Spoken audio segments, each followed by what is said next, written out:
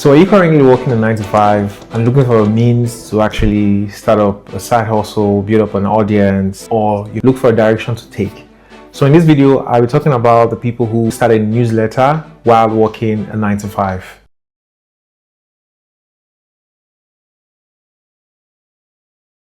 In this video, I'll be talking about 4 people who started a newsletter while they're working a 9 to 5 and how the processes went, what they did, and at the end of the day, if they left the 9 to 5. Firstly, CJ Gutserson. CJ is the founder of Mostly Metrics. He started or founded this newsletter in 2022, and he's a chief financial officer for a tech startup company. So one of the things he did was during his day-to-day work life, he found out that he was experiencing some challenges and some issues with handling certain topics.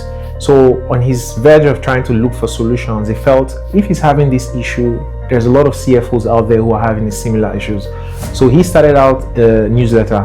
However, the first newsletter he started was Steal My Idea. So the concept of this newsletter was he takes an idea, he tries to build it as if he's the founder or he's the chief operating officer of this particular business, and talks about what he would do to grow the business. So essentially, the business is not live, the business is not real. He just talks about he would take a business, this is what he would do and how he would grow the business. The format of this newsletter was infographics. So essentially, he had graphics of different types of charts, trying to break down things. So one day he tried infusing a touch of personality to it. So I call this the attractive character, where he has a dog and he brought in his dog into the newsletter where he introduced the people. He started talking about more things personally. So one thing I noticed in his newsletter was he celebrates whenever he hits a milestone. So if he hits 1,000 subscribers, he has his dog eating ice cream, or they're cooking or doing something outside their home. So it was kind of like very personalized. And if you have a dog, you can understand such personality around having your pet and introducing your pet to the world.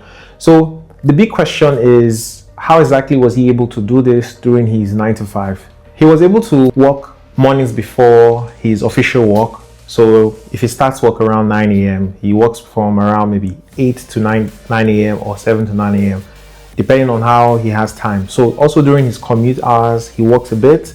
And on Sundays, he has a very block of hours dedicated to working on newsletter for an extended period of time. He focused mainly on consistency, and the little time he put in over a long period of time, essentially it was very great. He built a huge following. And at the end of the day, right now, he's benefiting from that really, really hugely. So what opportunities did he have, from this newsletter? So right now, he has around 52,000 subscribers, which, is quite a lot for people who run newsletters. He charges around $150 to $180. So if you do the math, he's earning between $500,000 to $1 million every year. So he also attracts sponsorship, brand deals, and a lot of companies also advertise on his newsletter. Did he leave his 9 to 5? So right now, CJ is currently still working as a CFO while he runs his newsletter, Mostly Metrics. Why I chose CJ to talk about was currently working as a CFO, as an executive or a startup company. It feels like it's a very, very task-intensive job. But for him to actually find time to dedicate to growing a newsletter, I found it very, meaningful to put him here, because if a top executive can actually start something, so who are people who are maybe in middle level management to not be able to have the opportunity to start this? The next person I'll be talking about is Dan Koh. Dan Koh is an author. He's a former freelancer. He started out working as a freelancer, helping people to do writing and other sorts of services. So he evolved in 2019, where he started writing on Twitter. He focused mainly on Twitter, where he writes threads every day. And this morphed into a newsletter. So in 2022, he created the Koh Letters.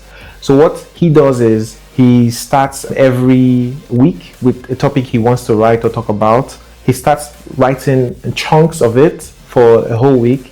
And at the end of the week, it's a blog and also a newsletter. So what I find very, very fascinating about him was he has a very unified ecosystem of writing. So he takes one content he writes and he refines and reuses them on different platforms, because there's audience in LinkedIn that are not mostly on Twitter. So he kind of like refines this topic and talks about it. So this way there is no burnout in terms of what you have to write all the time. Topics he talks about in his newsletter is mindsets, goal setting, productivity. So if you want to start out any online business you want to do, he has courses also that helps people, become very knowledgeable before they start their online enterprise, whichever one they decide. So how was he able to do it while he was still working his main job? He dedicates 1 to 2 hours every morning working on the ideas that I talked to you about, where he picks up an idea at the beginning of the week. He works on it 1 to 2 hours every day. So he has chunks of Twitter threads or Twitter articles that he could, write. And at the end of the day, it turns out, imagine putting 2 hours into a particular work and at the end of the day, you have like maybe 10 to 15 hours. So that makes it very, very relevant because you have a very long form. He posts that as a newsletter and then later as a blog. So right now he's grown his newsletter to around 175,000 subscribers, which, is a very, very huge number. He gets a lot of sponsorship, brand deals. He has digital courses where he teaches people how to, start their online businesses. And right now, I think he's earning between $2 to $4 million every year. And the reason why I chose him is because he has a very unique style of, putting out content where he doesn't have to run out of ideas that he works on. So his idea is very thought through. He's a very deep thinker, a highly philosophical person. So he puts in a lot of thought into his articles. So you should also check him out. Did he leave his 9 to 5? Yes, he did. He left his 9 to 5 and is currently a full-time creator. Next, Matt Paulson. Matt is a founder of MarketBit. It's a financial company where they talk right now, or they have a lot of offerings around the stock market, the financial markets. Matt started around 2006. He started initially with a blog called The American Consumer News, where he was talking about finance-related topics. In 2010, he encountered an issue on his blog where Google shut a lot of his traffic to his blog, and the money he was earning the previous year, it went down drastically the following year. So he thought about an alternative. What was his option? Having to start a newsletter was one of the things that came across his mind. So he started a newsletter in 2010, which is the MarketBit. And right now, MarketBit has turned into a full-time company where, they're offering services around finance, which I mentioned earlier. So how was he able to start? Back in 2006, he had a decision to make. He was just finishing college, running his finance blog, and he was also working. He was about to start his family. He talked to his wife, and the wife advised him, currently you're working on your blog is earning more than your salary, but due to fear of the unknown, because right at the time working was one of the things where if you're not working, people kind of look at you like, why are you not working? Due to the help of his wife, he was able to make a decision to start MarketBit full-time. And MarketBit then became a newsletter, and it's really grown into a very big newsletter today. What opportunities has he got? Matt has the highest number of followers. He has around 4 million subscribers, and he earns up to $25 to $30 million every year. So he has a very high spend on his advertising. He spends roughly around $1 million per month. So this is someone who really puts in a lot of money into his newsletter. Why did I choose Matt to talk about? He has a very unique style where he morphed his newsletter into a full-time company. And I feel that there's a lot of opportunities for people who start a newsletter. So seeing him as someone who you can look up to, or someone who has actually conquered the industry, is a very fantastic opportunity for me to talk about. So that's why I chose him. So next is Justin Welsh. He's the founder of the Saturday Solopreneur.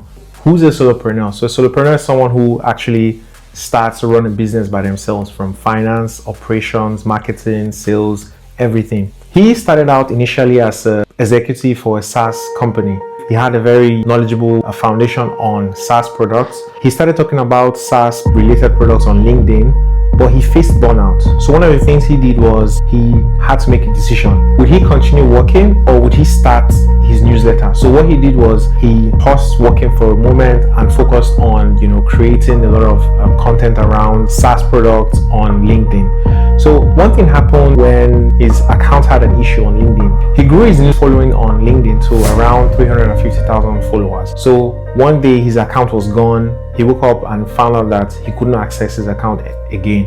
He reached out to LinkedIn, and it took some while. They got his account back. So that was like a light bulb moment for him. So he felt he needed to diversify his audience. He opened an account on Twitter where, he started sharing similar subjects which he shared on LinkedIn. So LinkedIn is very business professional based, while Twitter is very, very free. Because LinkedIn is very, business professional focused, the context of which he writes is a lot different from Twitter, but it's the same. It's just different context. So he is very similar to Danko, like I mentioned earlier. They have a topic, they share the same topic, but different context around different social media platforms. So this way, it's very, very unique. They have one article, or maybe they have one subject matter. They talk about it on, one platform. They go to another platform, talk about it still, but it allows them opportunity to, go very deep on that topic. So after starting on Twitter, he grew his following also to, I think, around 300,000. So he had 300,000 on LinkedIn, 300,000 on Twitter. He decided that he needed to, start a newsletter. So in 2002, he started the Saturday Solopreneur. He shares his newsletter every Saturday. So what that means is on Friday, he kind of like teases it on different platforms that his newsletter is coming. So people have to subscribe or sign up. And at the end of the day, he has a lot of subscribers. So right now he has 77,000 subscribers, and he makes roughly around $2 to $3 million every year. Why did I choose him to talk about? So I feel him and Danko have a very unique style, and this would help a lot of people who are working 9 to 5. So you might not really have time to do a lot of research, but what you can do or how you can incorporate this is you take a topic that you'd love to talk about, rather than talking about maybe 1 to 3 topics. You pick one, go very deep. What you learn, you share it on different platforms every day, consistently. Even if you have to do that once a day, is very excellent. So these are the reasons why I chose these people as an inspiration to talk about. So what are the key takeaways on this? If you're currently working your 9 to 5 and you feel you don't have time, let me tell you the truth, you do have time. We spend a lot of time on social media as consumers, but we could actually be creators. So the reason why I brought in these people, or the reason why I talked about them, was every one of them started off as a 9 to 5 at a very high level. So what that means is they had lots of responsibilities. And even if you do have a lot of responsibility as an executive, you can actually start from what you know. This might sound cliche, but consistency is key. So what you have to do is you pick a topic you want to talk about, whether it's in finance, health, real estate. Just pick one topic or one niche. Then you pick a topic where you can talk about every week. So you just go find out articles, find out blogs around this particular topic. What you learn, you share them every day on Twitter for the week. That helps you build consistency. So at the end of the week, you can maybe take the collective idea and you post on a newsletter. One of the very key things is email lists would always win over social media platforms because it's very platform independent. So whatever you're doing, always try to target to have people's emails, because emails have been existing for more than 50 years. It's not going to go away in the next couple of years. But there's been a lot of social media that was, at the top at one point, but not anymore right now. So email would always be in existence. So having a business or having a venture that's targeted towards email, if that's a very, very long-term and sound direction to take. Everyone has a very unique standpoint. So if myself and you, we go through a same door, I will describe the way I went through that door differently. So what this means is we all see things differently. Even if we work in the same field, even if we do the same hobby, have the same interest, I can tell you things differently. So at the beginning, I told you about the person who brought his dog and shares ice cream. That's a very lovely personality. If you have a cat, you can incorporate that into whatever you're doing. That's who you are. So if you're able to share who you are, a lot of people resonate with you. And as long as you're creating value, where you're finding out topics or finding out interesting things to talk about, there's a lot of people who will be willing to reach out to you. But if you don't start, people might not get to know you or get to find you out. So I've come to the end of the video, and if you like what you've watched so far, I have a newsletter where I share thoughts around 9 to 5, how people can be able to start a side hustle, how people can actually be very valuable beyond just the sphere they are in. If you love such topics, I have a link in the description below. You can click on it and subscribe. So until next time, I'll see you on the next video. Bye bye.